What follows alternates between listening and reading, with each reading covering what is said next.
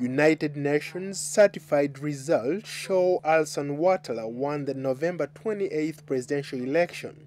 Forces loyal to Mr. Ouattara are battling to forcefully remove incumbent President Laurent Gbagbo, who refuses to step down. More than 3 months of post-election turmoil has killed more than 1,000 people in Ivory Coast and rekindled the country's 2002 civil war. Hundreds of thousands of Ivorians have taken refuge in neighboring countries, prompting Liberia to set up refugee centers in collaboration with the United Nations Refugee Agency, UNHCR. Brownie Samkai, the Liberian Minister of Defense, says the international community has a stake in assuring that the people in Ivory Coast get help in this conflict. It deserves the attention of the international community, and that attention will protect the investment that you have made in Liberia, and that attention will make sure that those women that were killed the other day, those civilians who are suffering the brunt in La Côte d'Ivoire, can be protected. Liberia stands very firmly in supporting the ECOWAS position. Liberia stands very firmly in supporting what ECOWAS has decided.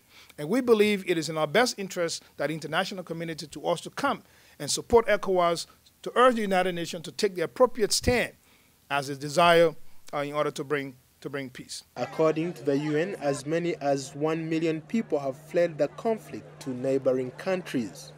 Aid agencies across the region are appealing to the international community to increase donations to help the refugees. Many of those arriving in Liberia and other countries have very little with them. In Togo, the situation is similar. There is no accommodation and we do not know where to sleep. We cannot fully integrate. It's difficult for us here in Lomé.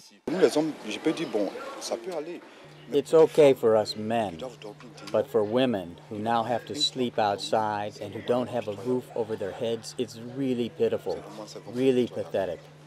We, as Ivorian refugees, we didn't ask for this to happen to our country. It may be that our country is going through another chapter in its history, but what's happening to our country is horrible.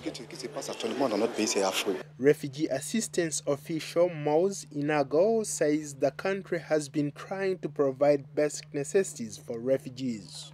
When they arrive to the National Coordination of Assistance for Refugees, we try to calm them, we try to listen to them, and many are traumatized. We must first help them out with the trauma, and then we register them as refugees. When we register them, we realize that there are many cases, and that many of them have nothing to eat, for example. Armed militia loyal to incumbent President Laurent Gbagbo are patrolling streets in Abidjan in a standoff with forces loyal to Alassane Ouattara. Dressed in army fatigues or civilian clothing, the militia are on the streets or on boats. Meanwhile, hundreds of pro-Ouattara soldiers are gathered on the outskirts of Abidjan waiting to launch what they say will be the final assault to unseat Laurent Gbagbo.